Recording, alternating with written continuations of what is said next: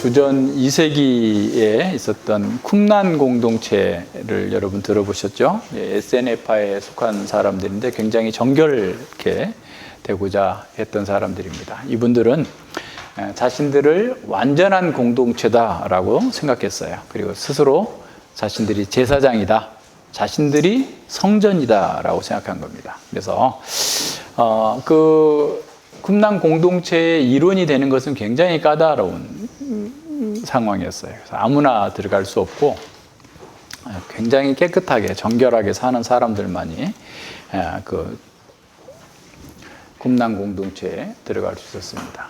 이 쿰란 공동체는 스스로 자신들이 사독의 후손들이다라고 얘기하면서 예루살렘에 있는 그 성전은 다 타락했다. 썩어빠진 대제사장, 돈만 하는 제사장들이 하나님의 예배를, 성전 예배를 다 더럽혔기 때문에 그들 속에서는 우리는 하나님이 임재한다고 볼 수 없다.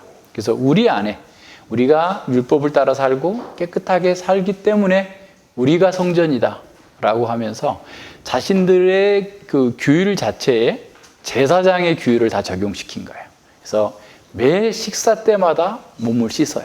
깨끗하게 씻고 나서 흰 옷을 입고 이렇게 먹는데, 그 흰 옷을 입고 그 식사를 하는 공동체 식사를 그 사람들은 이렇게 메시아적 향연이라고 했어요. 그러니까 그럴 정도로 우리는 메시아의 잔치에, 다가올 메시아의 잔치에 참여할 사람들이다라고 하면서 흰 옷을 입고 승리를 상징하고 순결을 상징하는 흰 옷을 입고 이렇게 먹었어요. 그러니까 이제 이게 제사장이 그 자신에게 주어진 음식을 단과 성소 사이에 먹는 그 상황을 지금 이렇게 따라서 그렇게 해왔던 것들이죠. 그래서 그들 자체가 성전이라고 생각하고 또 스스로 성전을 봉사하는 제사장이다라고 생각했습니다. 그리고 자신들의 그 공동체를 완전한 집이다라고 생각을 했어요. 그래서 굉장히 그 절차가 까다롭고 아주 그 규율이 엄격했던 것으로 아주 유명합니다. 그래서 그들은 어떤 잘못을 범했을 경우에 굉장히 큰 징계를 받았어요. 그래서 이제 거짓말을 했다. 그러면 6개월 동안 참회의 시간을 가져야 돼. 동료들과 분리돼 가지고 6개월 동안 동굴 속에서 물과 말라빠진 빵만 먹으면서 메시아의 향연에 참여하지 못하면서 그렇게 했어요. 어리석은 말, 농담을 하거나 쓸데없는 말을 한 사람은 3개월 동안 참회를 했어요. 모임 중에 조는 사람 30일 동안 참회해요. 그러니까 예배 중에 조는 거 엄청 무서운 일인 거예요. 그죠? 그러니까 이럴 정도로 이 사람들은 굉장히 강한 규율을 세워놨어요. 그리고 뭐 회중 있는 데다가 침을 뱉었다든가 그것도 30일 동안 참회해야 돼. 동료를 비방했다든가 그러면 그 메시아의 향연이라고 하는 공동식사에 아예 1년 동안 참여하지 못해요. 공동체를 비방했다 그러면 공동체로부터 추방시키는 거예요. 아주 엄격하게 이렇게 했던 사람들이 이 쿰란 공동체입니다. 그러니까 이들은 이렇게 타락한 제사장, 타락한 예루살렘 성전을 대체하는, 그래서 메시아가 오신다면 자신들의 공동체에 오실 거다라고 하는 그런 기대를 갖고 그렇게 아주 정결하게 살고자 노력을 했던 거죠. 자, 이 사람들이 이렇게 완전을 추구했던 것은 사실 어떻게 보면 레위기에서 추구하고 있었던 그런 거룩한 삶을 실천하려고 하는 그런 열심 때문에 그런 거죠. 그러니까 성전은 하나님의 영광과 또 하나님의 임재가 이렇게 있는 그런 거룩한 장소인데 예루살렘은 다 썩어 빠져 있고 그렇기 때문에 자신들이 이렇게 모임의 공동체로서 이렇게 하나님을 예배하는 진정한 성전이다라고 생각을 했던 거죠. 레위기에서 그 거룩하다라고 하는 것은 1차적으로는 이렇게 하나님이 거룩하신 거예요. 그래서 하나님만 거룩하신 분이에요. 그리고 이제 하나님께로부터 나아가기 위해서는 이제 정결케 되고 거룩하게 돼야 된 거죠. 그래서 1차적으로 거룩은 부정으로부터 깨끗해져야 되는 것이기 때문에 그러니까 쿰란 공동체 사람들도 자신들이 부정한 것을 만지지 않고 먹지 않고 깨끗하게 살려고 완전하게 하려고 굉장히 노력을 했던 것을 보게 됩니다. 이 레위기는 우리가 지금 보고 있지만 어떻게 보면 구약에 있어서 또는 신약에 있어서도 이 정도로 이렇게 자세하게 가르쳐 주는 것은 없다라고 느껴질 만큼 거룩과 완전한 삶에 대한 하나의 표상처럼 우리에게 보여주고 있습니다. 그래서 이제 완전이라는 말이 히브리어로 타밈인데, 이 타밈이라는 말이 레위기에서 가장 많이 사용되고 있어요. 그래서 이 레위기에서의 완전이라고 하는 그 타밈의 의미는 거룩하신 하나님 앞에 서 있는 제사장이나 또 하나님께 드려지는 제물처럼 온전해야 된다라는 거죠. 그러니까 흠없는 제물, 흠없는 제사장이 되는 것. 이것이 어떻게 보면 레위기에서 가르치고 있는 그런 온전 또는 완전입니다. 그래서 이제 어떤 신학자는 이렇게 그 사람 그리고 동물 그리고 땅을 이렇게 세 부류로 나눠 가지고, 그러니까 이렇게 사람, 그냥 보통 모든 사람들 있고, 그 다음에 이스라엘 백성, 하나님을 예배하는 백성이 있고, 그 다음에 제사장이 있고, 모든 동물이 있고, 정결한 짐승이 있고, 제사로 드려지는 짐승이 있고, 땅도 모든 땅이 있고, 이스라엘 땅이 있고, 그리고 하나님이 임재하시는 그 성전이 있는 이런 방식으로 이 성결의 등급을 나누어서 레위기를 보기도 합니다. 그래서 이제 그 거룩한 것이 이제 퍼져나가죠. 성소로부터 이제 가정으로, 가정에서 사회 전반으로. 그래서 이제 오늘 우리가 레위기 23장을 읽었는데 23장은 시간에서도 거룩해야 된다라는 거예요. 절기를 따라서 얘기하죠. 안식일을 얘기하죠. 우리의 시간이 우리 거주하고 있는 장소뿐만 아니라 우리가 살고 있는 그 시간 속에서도 거룩해야 된다라고 하는 사실을 보여줍니다. 이 레위기 19장은 레위기 1장부터 10장까지가 어떤 제사에서의 거룩이고, 그 다음에 11장부터 16장까지가 어떻게 보면 이렇게 가정과 개인의 성결을 다루고 있었다고 한다면, 이 17장부터 쭉 이어지고 있는 것은 공동체의 성결을 얘기하고 있는데, 그 공동체의 성결 거룩에 있어서 어떤 핵심적인 그 주제를 다뤄주고 있어요. 그래서 이제 19장 1절에서 너희는 거룩하라, 너희 하나님은 거룩하기 때문이다 라고 한 후에 계속해서 주어지고 있는 게 뭐냐면 제2적 정결에서의 거룩함이에요. 근데 거기서도 아주 특별하게 나오는데 3절로 18절이 두 단락으로 나눠진다면 종교적 의무가 1절로부터 3절로부터 10절까지인데 하나님 앞에서 정결하게 살아야 된다라고 하면서 부모를 경외하라라는 말이에요. 굉장히 특이합니다. 야라라고 하는 이 그 히브리어는 부모에게는 거의 사용되지 않아요. 여호와를 경외하라라는 말인데 부모를 경외하라라는 말이 나오는데, 왜냐하면 부모가 하나님의 말씀을 가르치는 교사이기 때문에 그래요. 그러니까 하나님의 말씀을 듣는 자들은 그 부모를 경외하지 않으면, 그 말씀을 전하는 그 부모를 경외하지 않으면 하나님을 경외할 수가 없기 때문에 그와 같은 방식으로 가르쳐주고 있어요. 그러면서 이제 안식일 준수에서 나오고, 4절에서는 우상 숭배에 대한 경고가 나오고, 그 다음에 3절에서는 희생제사를 바르게 드려야 된다라고 하는 것들이 이렇게 쭉 나타납니다. 그러면서 11절로 18절에서는 정직하게 살아야 된다라는 거예요. 그러니까 이웃과의 관계에서의 거룩함이죠. 그러니까 정직하게 살아야 되고, 그리고 다른 사람들을 좀 먹을 수 있도록 좀 남겨주는, 베푸는 삶을 살고, 재판에서도 공의롭게 하고, 17, 18절에서는 사랑의 삶이 나오죠. 전에도 우리가 봤듯이 거룩은 결국 사랑으로 완성되는데, 사람을 미워하지 말되, 마음으로 미워하지 말되 죄에 빠지지 않도록 책선하라.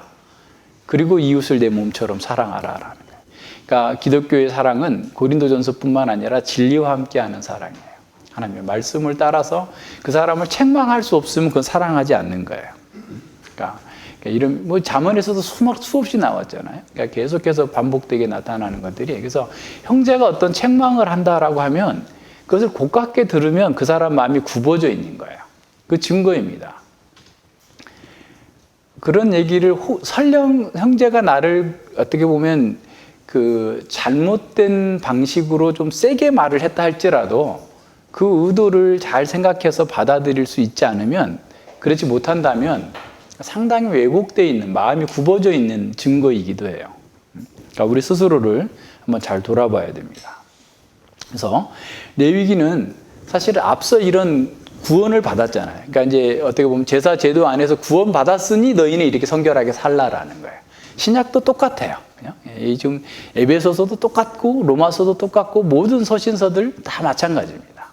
그래서 이게 다 너희가 구원 받았다고 한다면 그 구원의 결과는 이렇게 거룩해야 되는데, 그 거룩하다라는 것이 도덕적 정결만 얘기하는 게 아니라 너희 가정 속에서 하나님의 말씀을 따라 살고 너희 공동체 속에서 이웃을 서로 사랑하는데, 그냥 사랑하는 게 아니라 잘못을 책선하면서 사랑하라 라고 하는 것이 지금 가르침이에요. 자, 그런 면에서 우리는 사도 바울의 에베소서 또 로마서도 마찬가지입니다만, 하나님께서 우리를 위해서 하신 일이 무엇인가에 대해서 로마서의 경우는 1장부터 11장까지 장황하게 아주 구체적으로 아주 웅장하게 전달해 주고 나서 12장 1절에서 그러므로 나와요. 너희가 이런 은혜를 입었다고 한다면 너희는 이와 같은 방식으로 살아야 된다 라고 하면서 12장에서도, 로마서 12장에도 초반부에는 이 교회 공동체 가운데서 어떻게 은사를 나누고 서로 사랑하고 섬길 것인가를 나오고, 그 다음에 개별적인 교훈이 나타나는데, 에베소서도 마찬가지입니다. 에베소서 1장부터 3장까지는 하나님의 그 영원하신 뜻 가운데에서 하나님께서 우리에게 베푸신 은혜와 능력이 얼마나 놀라운 것인가라는 것을 직설법적으로, 그러니까 하나님께서 베풀어 주신 언약적 축복을 말씀하고 난 다음에 4장 1절에서 그러므로 또 나타나요. 4장 1절부터 16절까지는 공동체가 하나가 돼야 된다라는 거예요. 그러니까 우리가 구원받은 사람으로서의 첫 번째 적용이 공동체예요. 공동체가 하나 돼야 되는데 하나 될 수밖에 없는 이유가 뭐고, 하나 된 결과가 어떻게 나타나야 되는가에 대해서 쭉 4장 1절부터 16절까지 설명해 주고 난 다음에 이제 4장 17절에서 또다시 그러므로 나와요. 이런 사랑을 받은 너희들에게 말하니. 여기서 그러므로는 1장부터, 에베소서 1장부터 4장 16절까지 전체를 포괄한다고 볼 수 있어요. 내가 이것을 너희에게 말하노니 라고 하면서 이제 그 구체적인 교훈에 들어가는데, 17절부터 19절까지는 어떻게 보면 부정적이고 소극적인 부분에 있어서 너희가 구원받은 사람이 되었으니 이와 같은 방식으로 살면 안 된다. 과거의 삶의 방식을 따라 살면 안 된다 라고 하는 것을 첫 번째 얘기합니다. 그리고 20절부터 24절까지는 이제 긍정적이고 적극적이고 능동적으로 이렇게 살라라고 가르쳐요. 그리고 이제 4장 25절 이하에서 5장 쭉 이어지는 방식은 어떤 거냐면, 그런 실제적인 상황 속에서 하나하나를 이제 가르치는 거예요. 원리를 가르치고 난 다음에 다시 실제를, 구체적인 상황 속에서 어떻게 살 것인가를 가르쳐 주고 있습니다. 그래서 이런 면들을 잘 생각하면서 하나님 말씀 안에서 우리가 어떻게 살 것인가, 우리가 구원받았다면 어떤 사람인가에 대해서 더 깊이 생각하고 살아가야 될 것 같아요. 우리가 하나님의 약속이 실현되어서 하나님의 자녀가 되었고 하나님의 구원의 은혜에 참여한 사람이라고 한다면, 이제 너희는 새로운 사람이 되었기 때문에 새로운 사람으로, 다시 말하면 부르심에 합당한 삶을 살라라는 겁니다. 하나님께 너희를 부르신 그 목적에 합당한 삶을 사는 것이 너희가 진정으로 이 땅에서 샬롬을 누리는 방식이다 라고 얘기하는 겁니다. 만약에 너희가 하나님의 부르심을 알고 구원받았다고 하면서도 거룩함이 없는 삶을 산다면, 더 세게 말하자면 가짜다라는 얘기예요, 지금. 그러니까 우리가 하나님을 믿었다, 그리고 하나님께서 우리를 구원해 주셨다, 늘 거기에서 머물러 가지고 어린아이처럼 맨날 그 자리에 이렇게 머물러 있는 사람들이 있는데, 삶의 열매가 바뀌지 않아요. 저 사람이 정말 나이가 몇 살인데 저 같은 행동을 하지? 라고 느낄 정도의 그런 것들을 가끔 보잖아요, 우리 일반적으로. 근데 예수님을 믿은 지 10년이 지나고 20년이 지났다고 하는데도 여전히 말하고 행동하는 걸 보면 세상 사람과 별 차이 없는 그런 상황들이 나타나는 거예요. 그러면 자기를 점검해 봐야 돼요. 정말 내가 구원받은 사람인가? 내가 정말 하나님의 백성 맞나? 라는 사실을 점검해 보라라는 거예요. 왜냐하면 구원받았으면 하나님의 백성답게 살아가는 것은 선택이 아니라 필수적인 거이기 때문에 그래요. 그러므로예요, 그러므로. 반드시 그렇게 따라 나갈 수밖에 없도록 돼 있다라는 거예요. 그러니까 그러므로가 없으면 앞선 하나님의 은혜의 경험이 없다라는 얘기인 거예요. 이거를 잘 생각하면서 오늘 이제 하나님 앞에서 우리가 지금 어떤 존재가 되었고 그 가운데서 어떻게 살아야 되는 건가라는 것에 대해서 좀 더 깊이 생각을 해봐야 됩니다. 하나님의 말씀 앞에서 우리가 우리 자신을 보지 못하면 계속 그 엉뚱한 데로 가요. 그러니까 이제 보세요. 4장 17절에 보면 이방인들이 그 마음에 허망한 것으로 행함 같이라고 그랬잖아요. 그러니까 이방인들은 그 마음에 허망한 것으로 행하는 거예요. 우리도 역시 믿기 전에, 믿음을 갖기 전에는 여전히 허망한 것으로, 허망한 마음으로 그렇게 행해왔던 거예요. 그래서 왜 그렇게 허망하게밖에 살 수 없었느냐? 우리가 총명이 어두워졌고 무지함과 마음이 굳어져 있었고 하나님의 생명에서 떠나 있기 때문에. 그러니까 허망하다. 그러니까 허망하다라는 건 뭐겠어요? 아무리 열심히 해도 그 속에 진정한 만족도 없고 샬롬도 없고 기쁨도 없고 그저 허탄한 것들만 계속 이렇게 살아가는 거죠. 그러니까 예를 들어서 무슨 이렇게 거품으로 그냥 만들어 놓은 수많은 거품으로 만든 무슨 그 단지 안에 먹을 것인 줄 알고 열심히 먹지만 아무리 먹어도 배부르지 않는 것처럼, 솜사탕 아무리 크게 부풀려 나서 먹어도 그것이 우리를 만족할 수 없는 것처럼 세상 사람들은 계속해서 그 허망한 것들을 추구하고 사는 거예요. 근데 그렇게 왜 저러지? 왜 저렇게 뻔한 짓을 하지?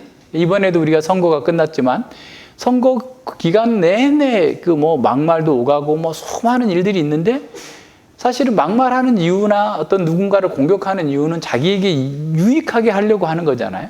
근데 결과는 정반대로 나타나는 거예요. 물론 그런 말이 먹히는 사람들도 있겠지만 허망한 거죠. 왜 그러느냐? 왜 그러느냐? 18절에서 그럴 수밖에 없는 이유를 말해주고 있어요. 그리고 그것의 결과가 19절에 나타납니다. 저희가 감각 없는 자되어 자신을 방탕에 방임하여 모든 더러운 것을 욕심으로 행한다.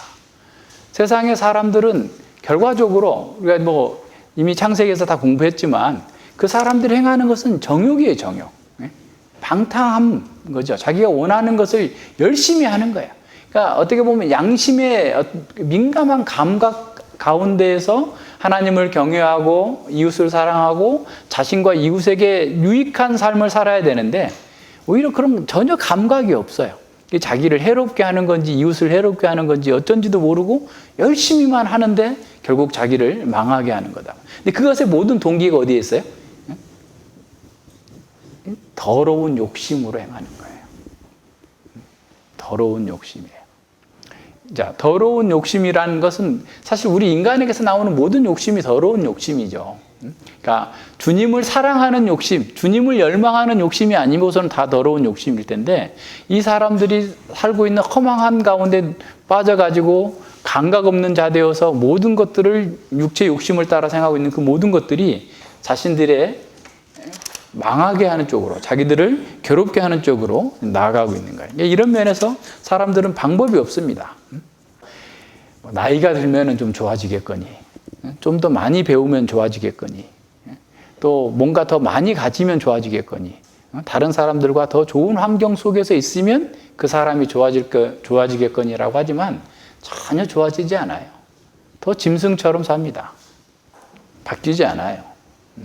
점점 더 하나님과 더 멀어지기 때문에 좋은 환경이 더 오히려 하나님께로부터 분리시켜서 그들의 마음이 굳어지고 더 강팍하고 더 방임하면서 방종하면서 더러움에 빠져드는 그런 삶을 사는 겁니다.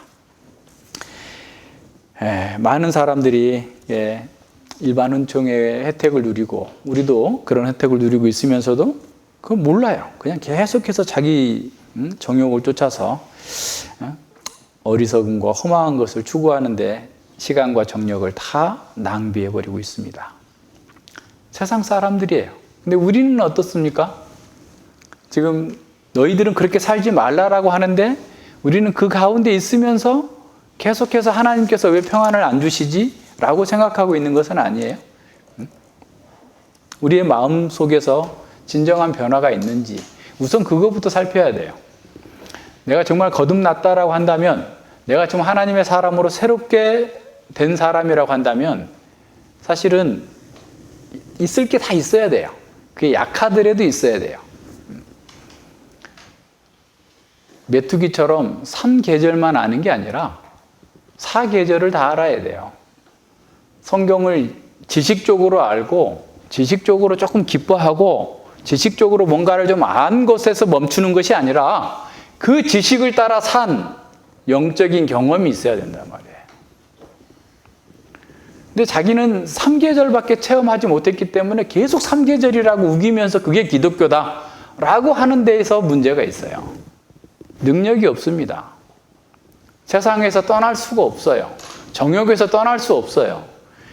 오히려 그 지식을 가지고 자기 정욕을 추구하는데, 자기 만족하는데 사용해버려요. 그런 자리에 있는 사람들이 너무 많아요. 지금 우리 시대의 기독교가 무기력한 것은 바로 그런 겁니다. 하나님 앞에서 깨어짐의 체험이 없어요. 심령이 가난하고 애통해지는 경험이 없기 때문에 그저 자기가 가지고 있는 지식이 다 된 거다 생각하고 그 지식이 자신을 거룩하게 만들었을 거다라고 착각하고 있는 거예요. 실제로는 자신의 더러운 욕심을 추구하면서 살면서도 그것이 정말 문제 있는지조차도 모르고 사는 겁니다. 그래서 바울 사도는 4장 20절로 21절에서 그러나 너희는 그리스도를 그렇게 배우지 않았다. 너희가 그리스도를 배웠다면 너희들은 그와 같은 삶의 방식에서 벗어나야 맞다라고 말씀하고 있습니다. 표준 세번역은 20절로 21절을 이렇게 번역하고 있습니다. 그러나 여러분은 그리스도를 그렇게 배우지 않았습니다. 여러분은 그리스도 안에 있는 진리대로 그분에 관하여 듣고 또 가르침을 받았을 줄 압니다. 라는 거예요. 이 세 개의 부정과거 동사가 나와요. 너희들은 배웠다, 들었다, 가르침을 받았다라는 거예요. 그리스도를 배웠다, 너희는 그리스도에게서 들었다, 너희는 그 안에서 가르침을 받았다라는 거예요. 그래서 정말 우리가 배웠다면, 그리스도를 배웠다면 우리는 가지고 있는 지식은 물론이지만 우리의 열망이 바뀌어야 돼요. 그리스도에게 배웠다면, 그리스도를 안다면 우리는 그리스도를 사랑하는 사람이 되고 하나님의 것을 사랑하는 사람이 되고 하나님의 말씀을 사랑하는 사람이고 그 말씀을 따라 살고자 하는 거예요. 그래서 진정한 지식, 참된 지식은 우리의 갈망과 열망을 조정해 나가야 됩니다. 오직이라는 말이 그러나라는 말이죠. 그러니까 이방인의 삶과 가치관과 또 그 삶의 방식과 결과들과는 전혀 다른 그런 삶을 우리는 살도록 하나님께서 우리를 구원해 주셨다라는 거예요. 이방인들은 우리가 만약 믿지 않았을 때는 하나님의 생명에서 떠나 있어서 허망한 것에 올인하고 총명이 어두워지고 무지 가운데서 마음이 굳어져서 온갖 방탕한 것을 추구했었던 우리였는데 이제 너희는 바뀐 사람이 되었다. 새로운 사람이 되었다. 너희가 진정으로 변화를 겪었다면 그 변화 가운데에서 과거의 삶을 되풀이할 수 없다라고 말씀하는 겁니다. 새로운 삶이 여러분 속에 진정으로 체험이 되었는지 이걸 점검해 봐야 됩니다. 그리스도의 새로운 성품을 갖는다라고 하는 것은 그냥 지식, 하나님에 대해서 조금 아는 것, 교회사에 대해서 조금 아는 것, 이런저런 책들을 좀 더 읽는 것, 이런 정도가 아니에요. 새로운 성품으로, 새로운 사람으로 바뀐 겁니다. 그래서 바울은 갈라디아서 1장 4절에서 그리스도께서 하나님 곧 우리 아버지의 뜻을 따라 이 악한 세대에서 우리를 건지시려고 우리 죄를 위하여 자기 몸을 들이셨으니 그랬어요. 그리스도께서 죽으신 이유는 우리를 이 악한 세대 가운데에서 건져서 이 세상의 세계관, 이 세상의 삶의 방식에서 우리를 구원하셔서 하나님의 자녀로 살게 하셨다라는 겁니다. 이것이 구원의 첫 번째 목적입니다. 그래서 골로새서 1장 13절에서도 그가 우리를 흑암의 권세에서 건져내사 그의 사랑의 아들의 나라로 옮기셨으니 그랬어요. 우리의 국적이 바뀐 거예요. 우리의 삶의 방식이 바뀐 거예요. 우리의 영역이 바뀌어 있어야 됩니다. 흑암에서 빛으로, 어둠의 나라에서 빛의 나라로 바뀌는 거예요. 새로운 생명의 경험이 그 속에 있어야 돼요. 그러니까 우리가 세상에 그냥 머물고 있지만 세상의 가치관, 세상의 사람들이 원하는 열망, 세상 사람들과 같은 방식의 삶을 살지 않아야 되는 거예요. 세상으로부터 구별돼야 되는 거예요. 레위기에서 얘기하고 있는 것처럼 부정한 것으로부터 분리되어 있어야 됩니다. 새로운 나라로 옮겨졌다면. 그래서 베드로전서 2장 9절에서 너희는 택하신 족속이요 왕 같은 제사장이요 거룩한 나라요 그의 소유된 백성이니 이는 너희를 어두운 데서 불러내어 그의 기이한 빛에 들어가게 하신 자의 아름다운 덕을 선전하게 하려 하심이라 그랬어요. 우리가 새로운 사람, 우리는 하나님의 백성으로 새롭게 거듭난 사람이에요. 하나님께서는 애굽을 변화시키신 것이 아니라 애굽에서 나오게 하신 거예요. 우리를 세상의 사람들 속에서 살다가 조금 도덕적 갱신을 하게 만드는 것이 아니라 우리를 완전히 새로운 사람으로, 새로운 영역으로 바꾸어 두신 겁니다.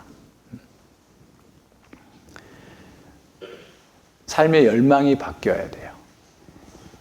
이제 오늘날 코로나 때문에 한국의 어떤 그 한국이 좋은 특장점들이 많이 이렇게 그 세계적으로 알려지고 있어서 우리나라의 위상이 높아지고 있다라고 이렇게 얘기를 하는데 그 중에 하나가 이제 의료보험 제도죠. 그러니까 일본이나 미국 같은 데는 뭐 어마어마하게 돈이 들어가는 거예요. 그러니까 뭐 코로나 한번 걸려가지고 2주 동안 격리했더니 그 무슨 병원비 뭐 플러스 해가지고 뭐 7,700만 원을 내라 그랬다나 어쨌다나 뭐 이러니까 막 그 난리가 나서 그러니까 사람들이 병원을 안 가는 거예요. 갔다면은 그냥 파산할 정도가 돼버리니까. 그러니까 이제 한국의 의료보험 제도가 너무 잘 됐다 하면서 막 웃자고 저짜고 하면서 의료보험을 누가 만들었느냐, 뭐 이렇게 얘기를 하는데 의료보험의 효시는 사실은 장기려 박사예요. 장기려 박사라고 여러분 들어보셨어요? 예, 부산의 고심병원 원장도 하시고 이랬던 분인데 이분이 이게 지금으로 말하면 서울의대죠. 경성의대를 나오셔가지고 일본에 유학도 갔다 오시고 평양에서 이렇게 있었어요. 평양에 계시다가 김일성 종합대학의 의대 교수도 했어요. 그래서 러시아 말도 하고 이랬던 분인데 이제 6.25가 나가지고 둘째 아들만 데리고 월남해가지고 이제 그 부산에서 이렇게 사셨는데 그래서 이제 가족들은 대부분 다 이북에 남아 있고 이제 둘째 아들하고만 와서 사셨는데 이분이 뭐 서울대 뭐 의대 교수로 초빙도 받고 수많은 걸 했어도 자기는 이 부산의 그 어려운 사람들을 진료하면서 돕겠다고 하면서 부산의 그 보건병원 원장으로서 이렇게 했는데 그분이 이렇게 돈을 못 내는 사람들 있잖아요. 병원을 치료를 받았고 다 나았는데 낼 돈이 없어. 돈을 내야지 옛날에는 지금도 아마 그러죠. 지금은 아예 보증인까지 세우죠. 근데 그 예전에는 그런 건 보증인은 없었나 봐요. 그래서 치료를 받았는데 이 사람이 돈이 없어요. 그러니까 어떻게 하면 좋냐? 야, 창문 열어주니까 도망가라. 이렇게 해가지고 하도 많이 도망쳐가지고 그 병원 직원들이 이 장기려 박사한테 도대체 어떻게 병원을 운영하려고 하냐고 이렇게 막 따지고 그런 거예요. 근데 이분이 그럴 때 야, 이게 평소에 우리가 좀 그 조합을 하나 만들자. 품앗이 하는 것처럼. 그래서 이제 그 청십자 의료보험을 만들어요, 최초로. 그래서 청십자 의료보험을 만들어서 가난한 사람들이 매월 얼마씩 자기가 그 부담되지 않을 정도로 돈을 내게 해가지고 의료보험을 만듭니다. 그러니까 청십자 의료보험을 만들어가지고 그게 그로 인해서 많이 사람들이 이제 효과가 치료를 받게 되고 좋아지고 난 다음에 이게 우리나라 이제 의료보험 전국민 의료보험이 된 게 아마 80년대 후반인데 그때 돼서는 그 청십자 그 의료보험을 다 정부에 또 귀속시켜 버려요. 그래서 우리나라가 지금 세계에서 가장 좋은 의료보험 체계를 가지고 있어요. 물론 뭐 이제 세부적으로 따져보면 뭐 여러 가지 불합리한 점도 있겠지만 어쨌든 상대적으로 비교하면 굉장히 그 어떻게 우수한 그런 제도를 가지고 국민들의 그런 정말 돈 없어서 치료 못 받아서 죽는 사람이 없게 만든 그 효시가 이 장기려 박사예요. 이분이 어떻게 그렇게 할 수 있느냐? 그 사람이 하나님의 생명이 들어가고 나서 보니까 하나님을 사랑하고 이웃을 사랑하는 그런 긍휼한 마음으로 자신이 가지고 있었던 그 수많은 재능과 은사들을 하나님과 이웃을 위해서 드렸기 때문에 가능한 거예요. 하나님의 말씀 앞에서 정말 그 사람이 거듭난 사람이라고 한다면 다른 사람들이 볼 때 바보 같은 짓을 한다라고 할지 모르지만 그분 한 사람으로 인해서 우리 전 국민 5천만 명이 어떻든 혜택을 보는 것이잖아요. 물론 그분이 전체를 다 한 건 아니지만 그와 같은 방식의 첫 발을 내딛고 그것이 그렇게 갈 수 있도록 만들어준 사람들이기 때문에 그렇게 할 수 있었던 거예요. 왜 그래요?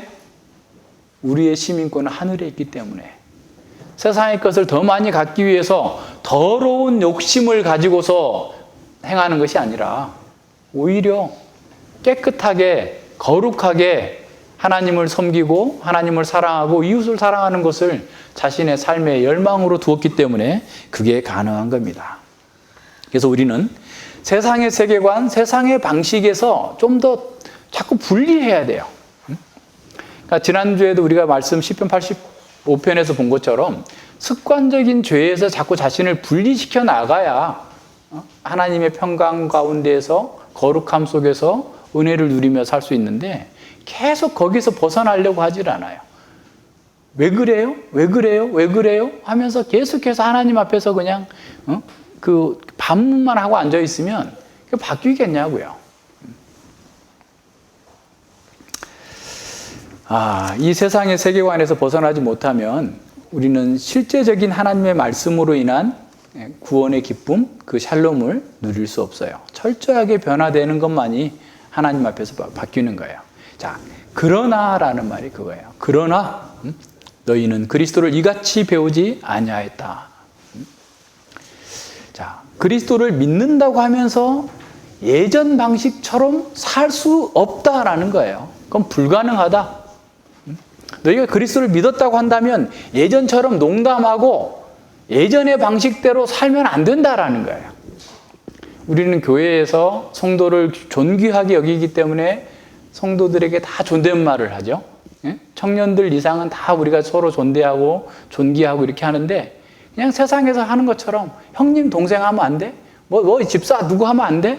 이런 식으로 자꾸 말도 함부로 하고 하는 것은 여전히 옛 방식대로 살겠다는 거예요. 우리의 말과 우리의 행위가 우리가 누구인지를 보여줘요. 예전 방식대로 살면서 나는 새 사람이다라고 아무리 얘기해도 누가 그거를 믿어주겠어요? 바울이 너희는 그리스도를 이같이 배우지 아니하였다라고 하는 말은 어떻게 보면 고건법이에요. 굉장히 강조하는 방식입니다. 다시 말하면 너희가 그리스도를 믿었다고 한다면 이전과 같은 방식으로 살 수 없다라는 거예요. 그러니까 예수님께 배웠다면 예전의 방식대로 어떻게 살 수 있느냐? 너희는 예수님을 그렇게 배우지 않았다. 너희는 예수님께 배웠다라는 말씀이에요. 우리가 그리스도인이 된 후에도 여전히 세상의 방식과 세상의 세계관을 가지고 세상의 것을 열망하고 있다면 본질의 변화가 되지 않았다라는 것을 고민해 봐야 돼요. 그리스도인의 삶은 그냥 술에 물 탄 듯 물에 술 탄 듯 이렇게 가는 게 아니에요. 명확하게 끊고 맺음이 있어야 됩니다. 뚜렷하게 예전의 삶과 대조가 되고 끊김이 있어야 돼요.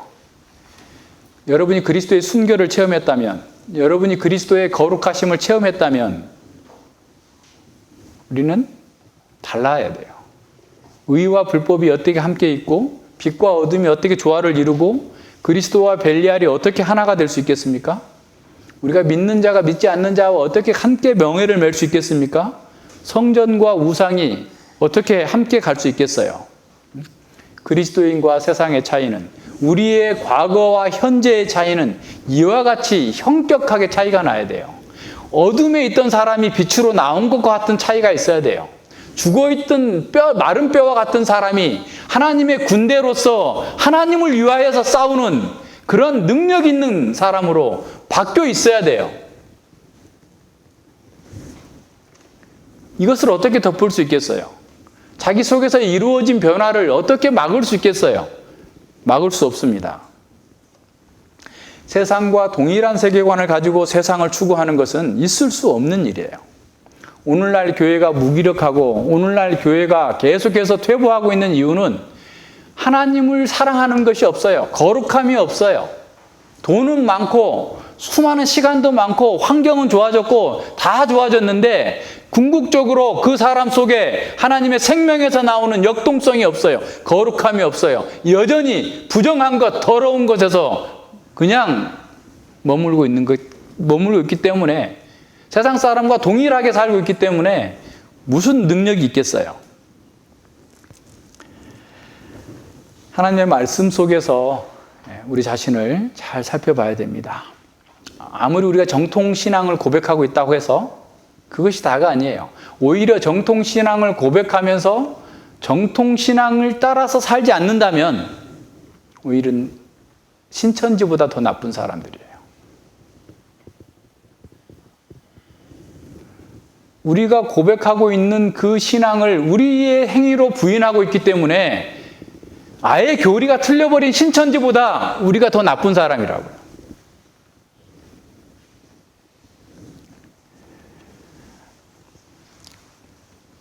결별해야 됩니다.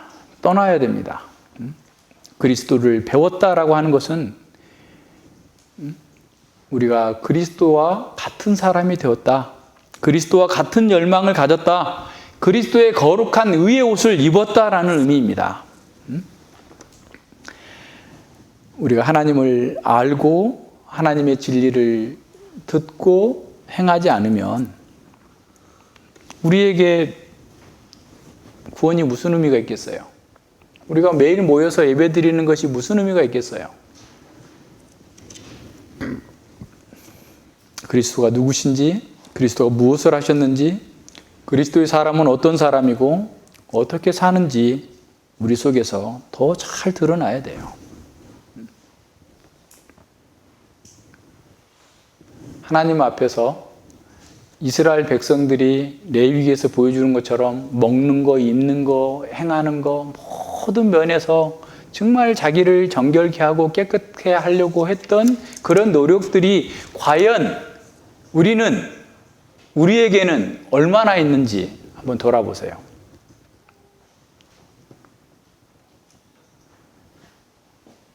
그리스도께서 다 완성하셨으니까 그리스도 안에 있기 때문에 이제 우리는 더 이상 정죄함이 없으니까 그냥 세상과 동일하게 살라고 그렇게 말씀하고 있는 것은 아무 데도 없어요. 너희가 정말로 생명이 있다면, 너희가 지금 하나님의 자녀라고 한다면, 너가 그리스도를 배웠다고 한다면 너는 세상과 다른 열망을 갖고 세상과 다른 삶의 방식을 살고 세상과 다른 것들을 열망해야 된다라는 겁니다. 이 허영의 세상에서 이 허탄한 것들에서 더 얻기 위해서 자기 쾌락과 유익을 위해서 자신의 모든 것들을 낭비하는 그런 사람들이 아니다라는 거예요. 진정으로 우리가 하나님의 백성이라고 한다면 하나님의 말씀을 따라서 행하는 것 속에서 진정한 구원의 열매를 내어드려야 되는 거예요. 건너뛰면 안 됩니다. 회개해야 되고 진짜 그 문제가 해결되지 않았으면 낮아져야 돼요. 겸손해져야 됩니다. 겸손이 기본이에요.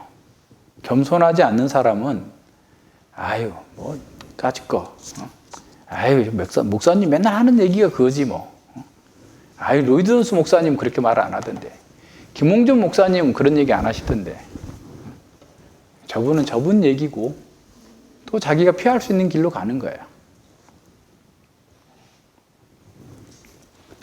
진정으로 거듭난 사람은 죄에 대해서 지적받을 때 고통과 기쁨이 동시에 있어요. 고통이 있으면서 동시에 그 구원의 기쁨이 있습니다. 계속 고통에 빠져 있다면, 듣기 싫어한다면 자기가 거듭났는지 점검해 봐야 돼요. 그냥 회개한다라는 것은 그냥 마음만 회개하는 게 아닙니다. 삶의 방식에서 완전하게 돌이켜야 돼요. 떠나는 거예요. 구원의 열매가 나타나야 됩니다. 그래서 이런 모든 면에서 우리가 너무 이렇게 어떻게 보면 그냥 늘어져 있는 것 같아요. 너무 늘어져 있어서 이게 지금 뭐 죽인지 밥인지 알 수 없는 그런 상태에서 있으면서 그냥 세상의 동호회처럼 그냥 우리끼리 좋아하고 우리끼리 기뻐하고 우리끼리 그냥 뭐 먹고 마시고 놀고, 부정한 곳에 하나님께서 계시지 않습니다. 우리의 말이 부정하면, 우리의 열망이 부정하면, 우리의 소욕이 부정하면 하나님께서 임재하지 않아요. 어떤 면에서 쿰남 공동체는 굉장히 큰 결단을 한 거예요. 어떤 면에서 수도원 운동은 큰 결단을 한 거예요.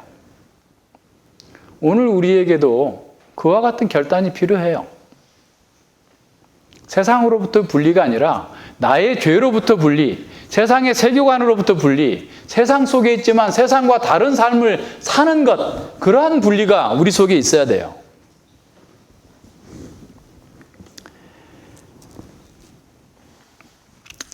우리 속에 하나님의 은혜가 있다면 우리는 그것을 더 깊이 나타내 보여야 됩니다. 이것은 사람의 육신적인 능력이나 지적인 능력으로 되는 게 아니에요. 하나님의 능력, 하나님의 은혜로만 가능한 일입니다. 그래서 우리는 늘 감사하는 거예요. 성령께서 우리에게 빛을 비춰주실 때마다 기쁨과 감사함으로 하나님께 영광을 돌려드리는 거예요. 성령의 기름 부으심이 있을 때 우리 속에서 진정한 변화가 있습니다. 그리스도를 배웠다라고 하는 진정한 의미가 있습니다. 너희가 그리스도를 이같이 배우지 아니하였다라고 말씀하셨을 때 그것은 그냥 단순히 배우는 것, 그걸 의미하는 게 아니에요.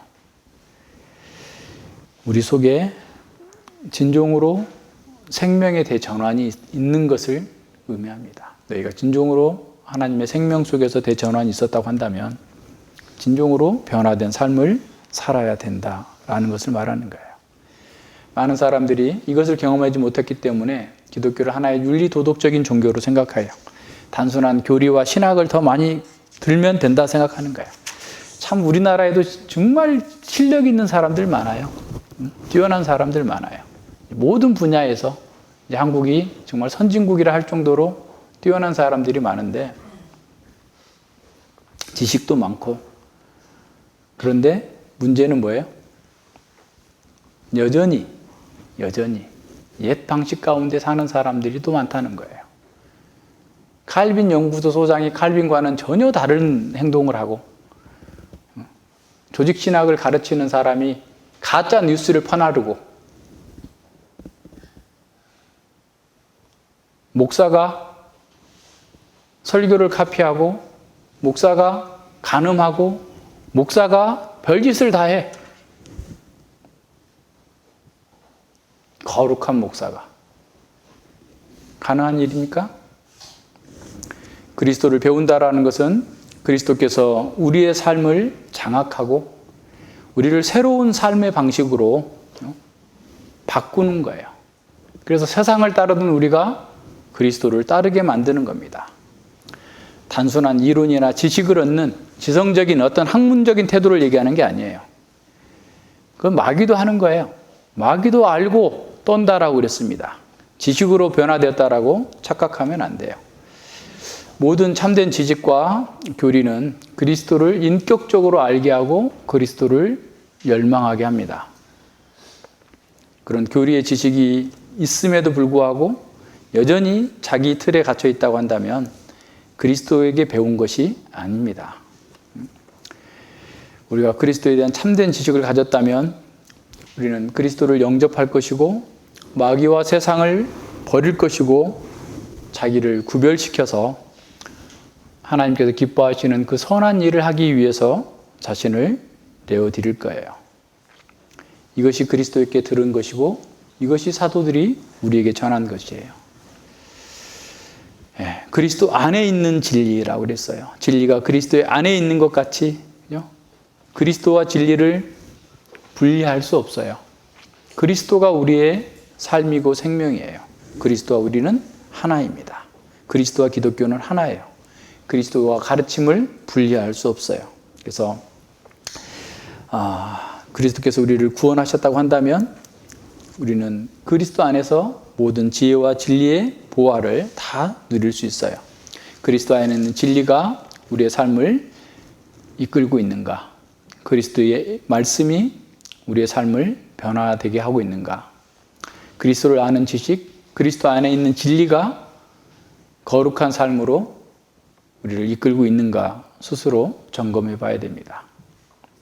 물론 또 어떤 사람은 거룩의 기준이 다를 수 있어요. 성경에서 말하는 거룩의 기준이 아니고 자기가 세워놓은 거룩의 기준일 수도 있어요. 그러나 우리의 성경 공부의 최종적인 목적은 거룩한 삶을 통해서 하나님께 영광을 돌려드리는 거예요. 하나님께서 영광 받으시지 못한다면 우리는 지금 잘못된 길로 가고 있는 겁니다. 많이 배우고 많이 아는 것 좋아요. 그러나 거기서 머물러 있으면 안 됩니다. 거룩한 삶으로 진전되기 위해서 예통하고 부르짖고 간절해져야 돼요. 간절함이 없는 사람한테 누가 결혼하겠어요? 어이, 나랑 한번 결혼하면 어때? 하려면 하고 말라면 말어. 그런 사람한테 누가 결혼하겠어요? 10번 찍어 안 넘어간 나무 없다고 죽자 사자 달려들어도 될까 말까 한데 하려면 하고 말라면 말어. 우리도 하나님 저 구원 받았는데 하나님 저 거룩하게 해주시려면 해주시고 말라면 마세요. 기도도 안 하고 성경 읽기도 제대로 안 하고 이런저런 분주한 일 많고 맨날 그런저런 데 빠져 있으면서 왜 나는 안 변하는 거야? 나는 왜 안 되는 거야? 이렇게 말한다면 뭔가 잘못된 거죠. 우리의 열망이 어디에 있는지, 우리가 지금 뭘 바라고 있는지 한번 점검해 보세요. 하루에 이 스마트폰은 그냥 뭐 예배당에서부터 시작해가지고 하루에 막 10시간씩 보면서 하나님께 10분 기도합니까? 정말 무릎 꿇고 눈물로써 하나님께 기도합니까? 기도하라고 그렇게 얘기해도 기도 안 해.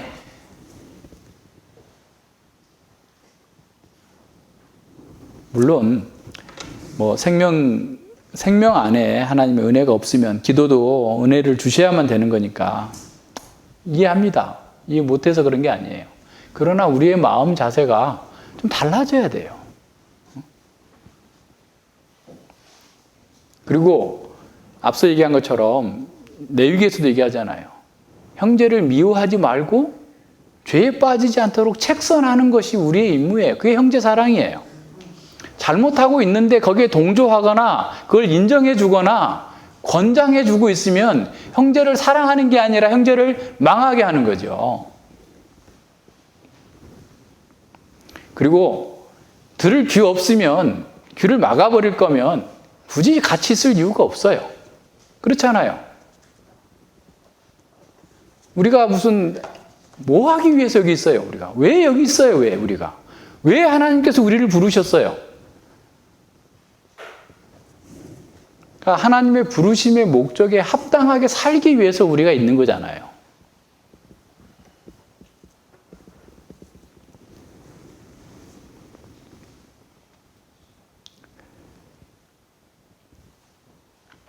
예수님께서 가늠한 여인에게 죄의 용서를 선포하실 때 그래 이제 마음대로 살아도 된다 그렇게 하시지 않았잖아요. 다시는 범죄하지 마라. 다시는 범죄하지 말라. 하나님께서 말씀하고 있는 거예요. 그리스도께서 우리에게 가르쳐 주신 것은 다시는 범죄하지 말고 그리스도를 의지하고 십자가를 의지해서 죄와 세상의 것들을 이겨내고 온전히 하나님의 영광과 하나님의 은혜 가운데에서 너희가 복을 누리고 자유를 누리고 샬롬을 누리면서 이 땅에 주님 오실 때까지 너희들이 해야 될 일들을 기쁘고 담대하게 감사함으로 해내라라는 거예요. 그러기 위해서 하나님께서 우리를 구원해 주셨는데 그걸 버리면 우리가 남는 게 뭐가 있겠어요? 하나님께서 우리를 구원하신 목적에 합당한 삶을 살지 않으면 무슨 의미가 있겠냐고요. 코로나19로 가령 그냥 죽어가는 사람을 몇 억을 들여서 사람들을 다 최고의 의료진들이 동원해가지고 살려놨어요. 그랬으면 더 이상 방역수칙 잘 지키고 깨끗하게 살아야 되는데 다시 코로나19가 걸려있는 양성 그 환자들 있는 속으로 들어가가지고 아무렇게나 살고 있다면 그게 무슨 의미가 있어요? 하나님께서 우리를 구원해 주신 것은 우리를 정결하고 깨끗하고 하나님의 백성으로서 하나님의 자녀로서 살도록 하신 건데 동일하게 세상의 방식대로 가서 뒹굴고 살 거면 구원의 의미가 어디에 있느냐고요. 우리는 새로운 사람이 되었습니다. 그리스도 안에서 새로운 가르침을 받은 사람들이에요. 하나님의 한없는 사랑으로 인해서 우리가 새로운 사람이 되었어요. 우리가 하나님의 임재 안에서 산다는 것은 하나님의 사랑 안에서 하는 겁니다. 하나님의 사랑은 그리스도의 십자가에서 우리에게 가장 선명하게 드러냈어요. 십자가에서 증거된 그 사랑은 관념적인 사랑이 아니에요. 하나님이 죽는, 하나님의 아들이 죽는 그 행함과 진실함과 헌신으로 구현된 사랑이에요. 그 사랑을 받은 신자는 또한 동일한 사랑을 나타내도록 하나님께서 우리에게 부르셨어요. 요한일서 3장 18절로 19절에 자녀들아 우리가 말과 혀로만 사랑하지 말고 오직 행함과 진실함으로 하자. 말과 혀로만 누구는 못합니까? 다 하죠. 행함과 진실함으로 하라. 하나님을 사랑한다면 과거의 삶의 방식을 떠나서 행함과 진실함으로 나타내라. 형제를 사랑한다면 형제를 이용하고 형제를 자기 마음대로 하는 것이 아니라 하나님의 사랑으로 그를 사랑하라라는 겁니다. 이로써 우리가 진리에 속한 줄을 알고 우리 마음을 주 앞에서 굳세게 하리로다. 사랑하는 것을 통해서 그 사람이 진리에 속한 사람인지 그렇지 않는지, 그리고 우리의 믿음이, 우리의 마음이 주님 앞에서 담대하게 될 것을 우리는 지금 여기서 확신할 수 있다는 겁니다. 신약 성경에서도 거룩은 1차적으로 옛 삶의 방식, 부정으로부터의 분리를 의미합니다. 하지만 궁극적으로 삶에서 정결하고 깨끗한 마음으로 사랑하는 것으로 거룩은 완성됩니다. 그것은 하나님을 사랑하고 이웃을 사랑하는 것으로 나아가야 돼요. 요한일서 4장 10절로 12절에 사랑은 여기 있으니 우리가 하나님을 사랑한 것이 아니요 오직 하나님은 우리를 사랑하사 우리 죄를 위하여 화목제로 그 아들을 보내셨음이라. 사랑하는 자들아 하나님이 이같이 우리를 사랑하셨은즉 우리도 서로 사랑하는 것이 마땅하도다. 어느 때나 하나님을 본 사람이 없으되 만일 우리가 서로 사랑하면 하나님이 우리 안에 거하시고 그의 사랑이 우리 안에 온전히 이루느니라 그랬어요. 우리가 사랑한다면, 하나님의 사랑을 받았다면 사랑을 통해서 거룩함을 드러내는 거예요. 우리의 부정에서 분리되는 것도 하나님을 사랑하기 때문에 그런 거예요. 그래서 그리스도께서 우리를 위하여서 희생 제물로 죽으셨기 때문에 우리의 사랑은, 하나님의 사랑은 우리를 죄 가운데 대속하신 그 희생적인 사랑입니다. 그 사랑이 우리를 새롭게 하였고 하나님의 임재와 영광이 거하는 성전이, 우리가 성전이 되게 하셨어요. 따라서 우리는 성전으로서 거룩해야 되고 그 거룩은 하나님과 이웃을 향한 희생적인 사랑으로 나타나야 돼요. 그래서 거룩해야만 참 사랑이 나옵니다. 사랑과 거룩은 분리할 수 없어요. 참 사랑에서 거룩이 나오고 거룩함에서 참 사랑이 나와요. 둘 다 분리할 수 없습니다. 율법이 우리의 존재가 거룩해야 된다. 우리의 행동은 사랑으로 행해져야 된다. 우리의 행동의 열매는 생명의 부유함이 되어야 된다라고 그랬죠. 복음도 마찬가지예요. 복음은 다른 걸 요구하는 게 아니에요. 우리 존재가 거룩해져야 된다. 우리의 행동은 사랑으로 나타나야 되고 우리가 사랑하는 것은 다른 사람에게 하나님의 생명이 부욕해 되는 거예요. 물론 우리는 그리스도를 위해서 남은 고난을 겪게 되겠지만 우리의 죽음으로 다른 사람이 살리는 그런 사랑의 행동이 나타나는 것이에요. 네, 거룩한 성도가 거짓말할 수 있을까요? 거룩한 성도가 희롱의 말을 할 수 있을까요? 거룩한 성도가 거룩한 것을 농담으로 얘기할 수 있을까요? 거룩한 목사가 가짜 뉴스를 퍼나를 수 있을까요? 거룩한 목사가 거짓 명세를 할 수 있을까요? 거룩한 목사가 세상을 사랑할 수 있을까요? 어느 도단입니다. 여러분이 성도예요. 거룩한 무리예요. 우리가 거룩한 신자라면 우리 속에서 없어야 될 것은 무엇이고 있어야 될 것은 무엇인지 이 말씀에 비추어서 점검해 봐야 돼요. 그저 교회에 와가지고 헌금하고 그냥 즐겁게 놀고 그것이 우리의 목표라면 교회 안 와도 돼요.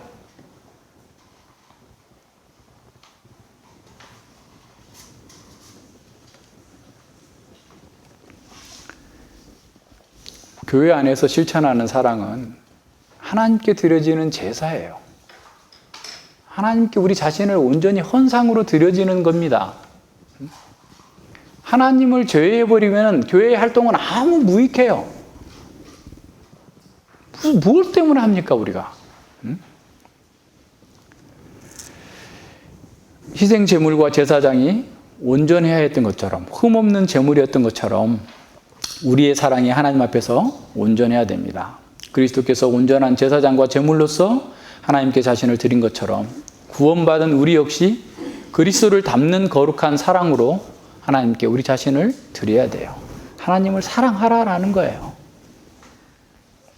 구약 시대에는 제사를 통해서 그 죄를 제거함으로써 하나님의 임재가 이스라엘 공동체 가운데 머물 수 있었던 것처럼 이제 예수 그리스도 안에 있는 우리 신약의 교회 가운데에서 그리스도의 보혈 가운데에서 하나님께서 우리 가운데 임재해 계시려면 우리가 그리스도를 닮은 인격과 사랑의 실천을 나타내 보여야 돼요. 그 속에서 하나님께서 임재하시고 하나님께서 영광 가운데 우리와 함께 하실 거예요. 우리의 옛 삶의 방식을 떠나서 그리스도를 따라서 사랑함으로써 하나님의 임재를, 하나님의 영광을 우리가 체험할 수 있습니다. 성경은 직설법, 언약적 축복만 말하고 있지 않아요. 그 축복에 합당한 삶, 명령법을 말씀해 주고 있어요. 언약적 의무를 따라 살라라는 겁니다. 성경의 모든 명령법은 한마디로 요약하면 그리스도를 닮으라라는 거예요. 그리스도를 본받으라. 거룩하라라는 말도 하나님을 닮으라는 거예요. 하나님이 거룩하신 분이니까. 그죠? 그리스도를 아는 지식은 그리스도를 닮기를 갈망하게 만듭니다. 그리스도 안에 있는 그 지식은 그리스도를 경외하고 그리스도의 남은 사역, 곧 선한 일을 열심내게 만듭니다. 그가 우리를 대신하여 자신을 주심은 모든 불법에서 우리를 구속하시고 우리를 깨끗하게 하사 선한 일에 열심하는 친백성이 되게 하려 하심이라 그랬어요. 하나님의 구원은 우리를 새로운 영역, 새로운 갈망, 새로운 목표, 새로운 삶으로 역동적으로 나아가게 만들어요. 그러지 않다면 기독교는 다른 종교와 마찬가지로 다 탁상 공론일 뿐이에요. 그것이 우리의 삶 속에서 나타나 보여야 돼요. 증거가 돼야 돼요. 그래야만 우리가 전하는 복음이 사람들에게 바르게 전달될 거예요. 같이 기도합니다. 하나님 아버지, 감사를 드립니다. 우리가 아무것도 되지 않고서도 마치 뭐라도 된 것처럼 하나님 앞에서 교만하고 악하고 무지하고 완악하게 행동해왔던 모든 죄악들을 회개합니다. 아버지 하나님, 하나님 앞에서 우리가 어떤 존재였고 과거에 참으로 허망한 것에 마음을 빼앗기고 무지하고 총명이 어두워져서 마음이 강팍한 대로 행하던 그런 죄악된 모습들을 아직도 가지고 있으면서도 그것이 죄인지도 문제인지도 알지 못하면서 살고 있는 우리의 모습을 보면서 참으로 통회하고 자복합니다. 아버지여, 저희들을 긍휼히 여겨주시옵소서. 하나님께서 우리를 구원해 주신 그 구원의 목적을 망각하고 또 이제는 자기 추구를 하고 자기 생각을 따라서 살고자 하는, 세상을 따라 살고자 하는 우리의 죄된 그 죄악 때문에 우리가 평강이 없고 우리 안에 기쁨이 없고 우리 안에 어리석은 그런 죄의 욕망에 사로잡혀서 허망한 것 속에서 부정한 정욕 때문에 우리가 우리 스스로를 갉아먹고 있는 이런 삶을 살면서도 무엇이 문제인지조차도 모르고 살았습니다. 아버지, 긍휼히 여겨 주시옵소서. 예수 그리스도의 보혈로서 저희를 다시 한번 깨끗게 하시고 성령 하나님께서 저희들의 마음에 새롭게 하여 주시고 아직도 구원받지 못하고 구원의 은혜 가운데에서 진정으로 하나님을 만나지 못한 사람들에게는 참으로 이 말씀 앞에서 자기를 돌이키고 회개하고 하나님께 부르짖음을 통하여서 하나님의 그 은혜를 누리고 체험하며 하나님의 영광만을 위해서 살아갈 수 있는 온전한 사람으로 변화되어 줄 수 있도록 함께하여 주시옵소서. 하나님께서 이 공동체 가운데에서 함께 하시는 것이 우리의 삶과 우리의 열망 속에서 잘 드러날 수 있도록 인도하여 주시고 우리가 이제 그리스도의 그 남은 삶을 참으로 우리 가운데에서 고난도 기뻐하면서 하나님의 뜻을 이루어 나가는데 헌신하는 거룩한 하나님의 백성들 되게 하여 주시고 거룩함과 사랑으로 주님을 섬기고 주님의 나라와 복음을 위하여서 헌신하는 거룩한 사람들로 새롭게 되어질 수 있도록 은혜 베풀어 주시옵소서. 감사드리며 예수님 이름으로 기도드리옵나이다. 아멘.